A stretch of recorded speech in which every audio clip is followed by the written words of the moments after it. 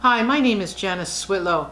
You know, we've heard a lot of the situations, the experiences, the horrendous things that Indigenous nationals went through when they were taken and placed in residential schools.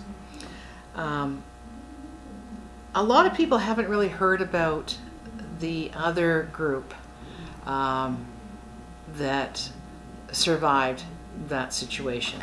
And I want to share with you today an experience I had. This is, I don't know, 20 or so years ago now. I was asked, and at the time a lot of elders in the West were asking to see me and wanted to meet with me. And usually I would be contacted by an individual who was like their helper, asking if I would meet with them. So this is one of these situations. This is a Stolo man. He was 92 years old at the time. And he sent word out to me through a helper to say, hey, I'd like to meet with you. I want to talk to you.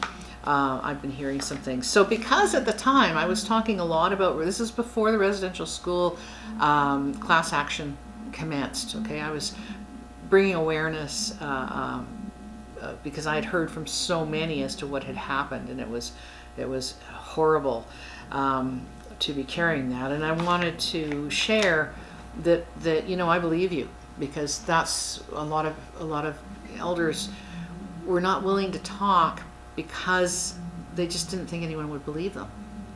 So that was kind of breaking the tipping point where people would start to, and then it progressed to the class actions that took place. So anyhow, this is before that, and I assumed that he wanted to hear kind of the messages and things that I was describing in the area to other elders. And so I came in, and after he showed me his home, and he had a nice barber shop, he was very proud of that, and we sat down, and he says, so tell me what you've been talking about to everyone.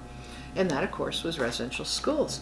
So I explained the purpose of the residential schools. I explained the aspects of genocide, that depriving and removing these students, these children from their families, what it was all designed to do in terms of termination of nations, which would then allow the Crown in Canada to control and own all the land.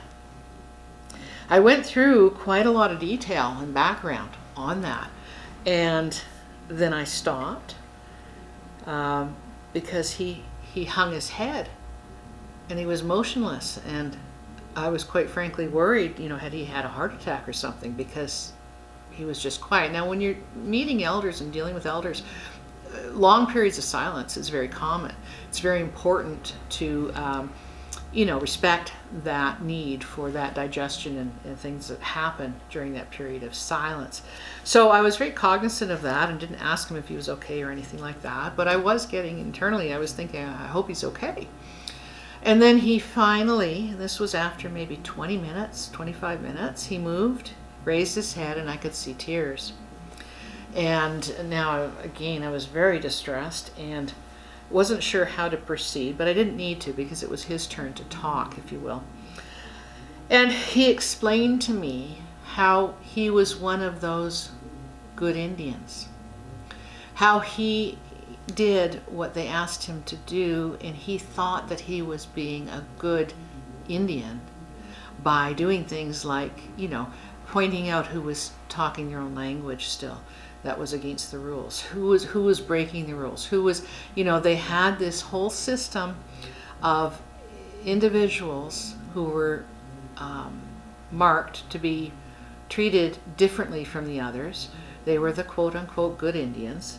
They were given good meals. They were given they were protected from assault. They were primed to see themselves in a certain way, that if they betrayed their fellow relations, that was the good thing to do.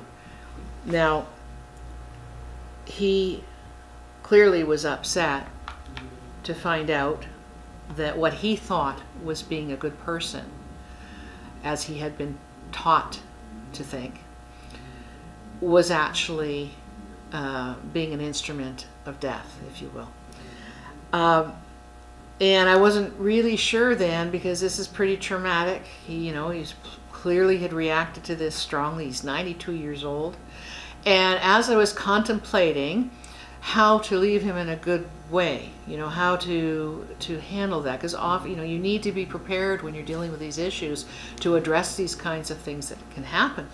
He looked at me, and suddenly he looked to me like 40 years younger. He sat up straight, he was strong and firm, and he says, "You know what? I thank you very much for telling me this. I did not know it." And he says, "You know what? You need to leave now, because I have so much I need to do. I'm not over yet. I have a lot I need to do, and I thank you for showing me what it is I need to do." I hadn't, of course, discussed with him any course of action, but in his mind, his guidance as to how he could improve situations, what he needed to do before he left this earth, that was very clear to him. So, this concept of the good Indian is important to understand, because guess what? Who's signing off on things? I've shared with my discussion on CN Rail how easy it is to push the buttons and control individuals who have been raised in a residential school environment. These are residential schools, right? They're what they're taught, how they were shown how to be, how to act. This controlling aspect is very present today, and it's why Canada's in such a rush to get things signed off now, because the next generation coming up, the new leaders coming up, they won't be able to push their buttons. You're seeing that today. These are grassroots people. These are the next generation. These are the people that Canada will need to deal with according to obligations that extend from the Crown. They don't want to. They would rather, let's wrap this up now. So this is why you're seeing a whole lot of good Indians acting the way they are. They were programmed and primed to do this. Can you be angry with them? I have a hard time, because they've been created to do just that, right? So the whole object right now is not to internally attack each other, but rather to preserve who you are, what you have. There's all sorts of ways that when things are signed off by people like that, the fact is that it's not with your consent. It's not with the consent of Indigenous nationals. So therefore, it's not going to be binding. So it's very important to speak up and say those kinds of things when these actions are taking place. I mean, like I said, I just got some documents in, and I'm really surprised at just how secretive some of these quote-unquote framework agreements and tables are proceeding. I'm got a pretty good handle on what's going on. I've been surprised to see some of the stuff that's going on. So keep that in mind. The good Indians are signing off, but they don't carry the authorities. The people do, and that's all I have to say.